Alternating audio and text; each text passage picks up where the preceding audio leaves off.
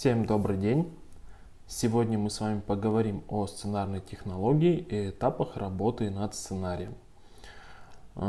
Перед тем, как вообще разбирать эту тему, нужно понимать, что создание сценария – это очень трудоемкий процесс, который заканчивается тем, что на руках мы будем иметь текстовый документ, на основе которого будет создаваться театрализованное представление либо мероприятие. И очень часто на практике получается так, что сценарист является режиссером этого же мероприятия. Соответственно, работа разделяется на два этапа. Это теоретический этап и практический. Во время работы над теоретическим этапом сценарист, он же будущий режиссер, идет по цепочке создания сценария, проходя некоторые этапы, которые мы тоже непосредственно разберем, и о них я вам расскажу. Практический этап подразумевает уже создание самого представления на основе написанного сценария. Итак, как я уже сказал, работа над теоретическим этапом, сценарист проходит несколько периодов создания сценария. И первый этап работы в теоретическом процессе является выбор и поиск темы. Что подразумевает данный этап? Вообще, что такое тема? Тема это определенный круг жизненных явлений и событий, которые должны быть художественно отражены и исследованы, подчеркиваю, исследованы в сценарии. В наше время существует огромное количество тем, которые волнуют нас. Для того, чтобы определиться с темой, нужно в первую очередь понять, какие критерии необходимы для этой темы. И один из важных критериев для выбора темы – это актуальность. То есть эта тема должна волновать не только вас, но и ту целевую аудиторию, которая подразумевает прийти на ваше мероприятие. Ведь, наверное, вам, как сценаристам и режиссерам, важно, чтобы ваше детище, творческое детище, имело отклик среди зрителей.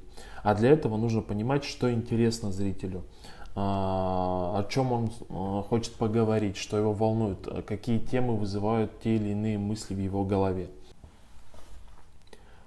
И на данном этапе позиция сценариста социологическая, то есть сценарист работает с обществом, анализирует его и пытается найти закономерно повторяющиеся явления. Как раз таки это будет показывать актуальность данной темы. Как итог, как цель этого этапа является формулирование проблемы. То есть вторым критерием для темы является наличие проблематичности. Для чего это важно сценаристу? Проблема является основой для создания конфликта вашего сценария. А как известно, конфликт – это двигатель любого действия. Второй этап работы над сценарием – это как раз-таки анализ самой проблемы. То есть мы нашли тему и теперь работаем и ищем в этой теме какую-то проблему. Проблема всегда вытекает из темы. Что такое проблема? Проблема – это теоретический или практический вопрос, требующий сценического разрешения. То есть есть тема, допустим, не знаю, первая любовь, и какой можно поставить вопрос в этой теме? Допустим, первая любовь – это сожаление или радость? Ну, к примеру. Целью этого этапа является формулирование сверхзадачи вашего сценария, вашего представления. Для понимания сверхзадачи это призыв сценариста, к чему он призывает зрителя, читателя, что он хочет потребовать от него. Еще более просто, то есть любая сверхзадача формируется как призыв. Помимо работы над сверхзадачей, сценарист также разрабатывает и формулирует идею своего сценария. То есть с какого ракурса он хочет раскрыть данную тему. Понятно, что любая тема – это очень большой объем. Опять же, если мы будем говорить о таком эфемерном понятии, как любовь, то любовь, она бывает разная. Можно поговорить и о неразделенной любви, о первой любви. о любви к родителям, о любви к природе и так далее. С какой стороны будет заходить сценарист, там и будет формулироваться тема и идея, вытекающая из этой темы. Следующее, после того, как мы проработали три основных положения, это тема, идея, сверхзадача, мы можем приступать уже к разработке смыслового каркаса. Именно смыслового каркаса. То есть, что это подразумевает? Это результат анализа фактов жизни и фактов искусства, зафиксированных в форме сценических заданий. То есть, после того, как мы определили тему, определили более суженную идею, которая нас ограничила, отрезала ненужно, сформулировали сверхзадачу, к чему мы хотим призвать, мы начинаем работать над подбором материала. То есть, если не брать мероприятия, которые у нас основаны, так скажем, на более художественном вымысле, это, допустим, новогодние утренники, да, где в основном это чисто художественный вымысел, замысел сценариста, то мы должны использовать документы, какой-то документальный материал. Почему это важно? Это даст вам плюс в том, что вы подчеркиваете правдивость, достоверность того, что вы пишете и о чем вы пишете. То, что нельзя говорить об истории, не основываясь на чем-то. Да? Документ — это свидетельство о каком-либо факте. Работая с материалом, тоже очень важно учитывать следующие аспекты. Во-первых, это требования, которые нужно предъявлять к материалу, который вы хотите использовать в своем сценарии. Конечно же, это должна быть новизна материала, потому что время идет, поколения меняются, и очень сложно зацепить внимание зрителя тем, что уже давно устарело. Далее, материал должен быть трансформируем. То есть, что это означает? То, что вы берете и используете, все равно должно проходить через призму художественной обработки. То есть мы не можем в чистом виде подавать документы. Мы должны его художественно осмыслить, театрализовать по-другому. Конечно же, обязательно материал должен быть актуальным, может даже в какой-то степени злободневным. Это поможет вам как раз зацепить внимание зрителя, читателя. И как раз благодаря тому, что мы уже преждевременно определили тему, идею, сверхзадачу, мы уже конкретно понимаем, какой материал нам нужен. Это поможет вам не делать лишней работы, не брать лишний материал, не создавать в сценарии, так скажем, сценарную воду, то есть то, что будет каким-то балластом ненужным, который, отрезав, убрав из сценария, ничего не поменяет. Отобрав нужный материал, прочитав его, проанализировав, мы ищем повторяющиеся события, то есть то, что мы делали, когда определяли тему, мы сейчас делаем то же самое в материале. Для чего это важно, спросите вы? Отвечаю. Эти повторяющиеся явления и события помогают нам родить художественный замысел сценария. К примеру, допустим, готовим мы представление к 9 мая. Читаем биографии, да, особенно тех городов, которые находились в тылу, и истории жизни людей, которые там жили. И частым событием того времени являлось, что мужчины уходили на фронт и часто не возвращались. И основным событием, явлением того времени являлась потеря мужчин, потеря юных мальчиков, чьих-то сыновей, чьих-то мужей для женщин. То есть как раз таки вот эта потеря близкого человека может стать основой вашего художественного замысла, который в дальнейшем может перерасти в сценарно-режиссерский ход. Замысел как таковой, он не является действенным, то есть это лишь задумка. Двигателем же замысла является сценарно-режиссерский ход.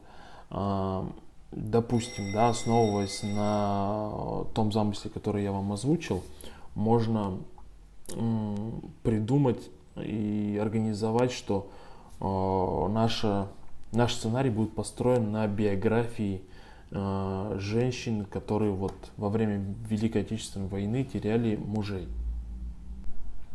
Если мы говорим о том, что сценарист является режиссером, будущего мероприятия, то работая над замыслом и сценарно-режиссерским ходом, человек уже начинает сразу искать какие-то визуальные, художественные, образные решения данного замысла.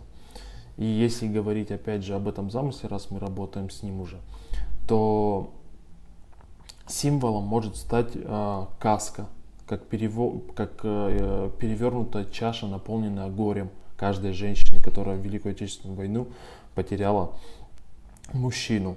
Платок, который может стать как и частью реквизита, да, черный платок траурный, и частью символа, опять же, образного решения, когда если наполнять эту чашу платками, их располагать, допустим, и технически продумать, это может стать черным пламенем, опять же, очень символично и образно будет ваше представление в данном случае. После того, как мы проработали замысел и сценарно-режиссерский ход, определили его, то мы непосредственно приступаем к разработке самого сюжета. Сюжетная композиция – это драматургическое построение, основанное на смысловой взаимосвязи фактов жизни и фактов искусства. Любой сюжет придерживается одного строгого правила – это соблюдение композиционного построения. Композиция – это построение любого произведения. И состоит эта композиция из 5 основных элементов. Это экспозиция, завязка, кульминация, развязка и финал. Поговорим о каждом элементе, что он означает, каковы его основные функции. Экспозиция – это такая часть композиции, в которой зрители, читатели настраивают на то, что будет происходить.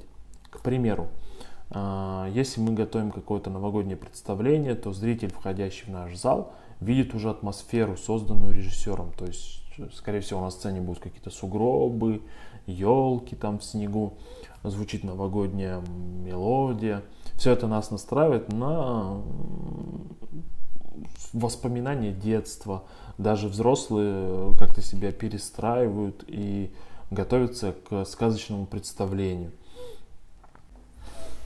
Следующим элементом является завязка. Как раз таки в завязке, исходя из названия, завязывается основной конфликт вашего сценария, вашего представления.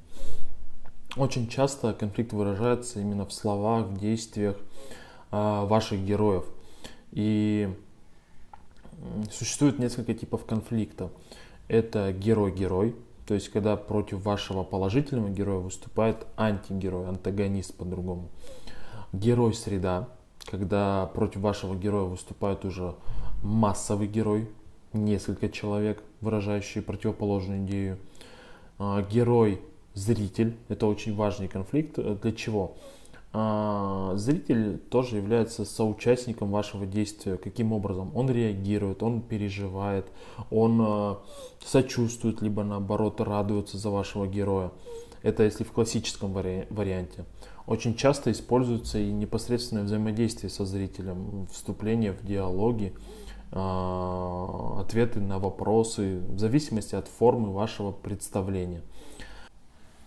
И еще один тип конфликта – это внутриличностный конфликт, который ограничен самим героем. То есть он характеризуется, выражается через его какие-то сомнения, страхи, неудобства, недовольство и так далее. После завязки следующим элементом является кульминация. Это самый наивысший момент эмоционально, а также наивысший момент напряжения, борьбы в вашем представлении, в вашем сценарии. Если смотреть по эмоциональной линии, то кульминация стоит намного выше остальных элементов композиции. В ней происходит основной стык, скажем так, вашего конфликта, который может выражаться как в прямой борьбе, так и в какой-то душевной, психологической форме он может выражаться. После этого, после кульминации, все идет к развязке, то есть вначале конфликт завязывался, в развязке он приходит к своему завершению. Именно конфликт, но не сюжетная линия, что очень важно. А как раз таки сюжет продолжается, и в финале ставится точка либо многоточие. И всем известны понятия открытого и закрытого финала. Если финал закрытый, то мы ставим конкретную точку, то есть мы завершаем наше действие. И открытый финал подразумевает, что зритель, читатель уходит с каким-то вопросом и думает, а что же будет дальше, а как же это все-таки завершится. Проработав эти элементы, у вас выстраивается ваша сюжетная линия. И эта сюжетная линия будет в дальнейшем наполняться событиями, которые вы будете расписывать. Работая с материалом, внедряя его в вашу структуру вашего сценария, вы так или иначе столкнетесь с таким приемом, как монтаж. Монтаж – это способ работы и синтеза документального и художественного материала. Существует три типа монтажа. Это последовательный, параллельный и ассоциативный.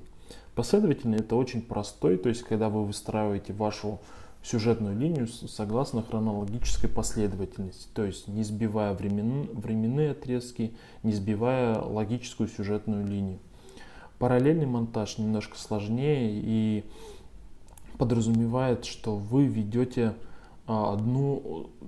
более одной сюжетных линий параллельно.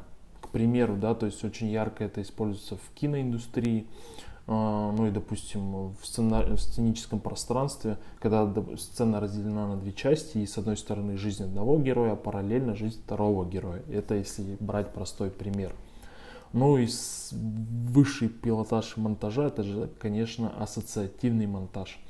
Для чего он важен? Во-первых, ассоциативный монтаж помогает сценаристу и режиссеру создать в его представлении, в его произведении наибольшее количество образных решений. Мы же все равно стараемся делать так, чтобы зритель о чем-то думал во время прочтения, либо во время просмотра представления. Ассоциативный монтаж рождается за счет третьего смысла. Ассоциативный монтаж хитрый очень, потому что он присутствует в двух предыдущих приемах монтажа. То есть, когда зритель смотрит наше представление, у него так или иначе рождаются какие-то свои ассоциации, которые могут быть и не схожи с теми, которые вы закладывали, но в основе ассоциативного монтажа и лежит зарождение третьей картинки, той, которая находится в воображении зрителя. Проработав весь материал, всю структуру, весь каркас при помощи монтажа, вы получаете целостный, лаконичный сценарий. Вы должны понимать, что все используемые выразительные средства в сценарии, все эпизоды, все структурные единицы сценария должны работать на вашу идею, раскрывать вашу тему и подводить к сверхзадаче вашего сценария, вашего представления. На этом теоретический этап заканчивается, и после этого вы непосредственно можете приступать к воссозданию вашего мероприятия. Помните, что сценаристы люди, которые свою работу делают по несколько раз. Переписывают, много анализируют, что-то меняют, но именно от сценариста зависит, насколько точно и понятна будет идея будущего мероприятия. Я желаю вам удачи на этом творческом пути, чтобы ваши сценарии не только писались, но и ставились. Всего хорошего.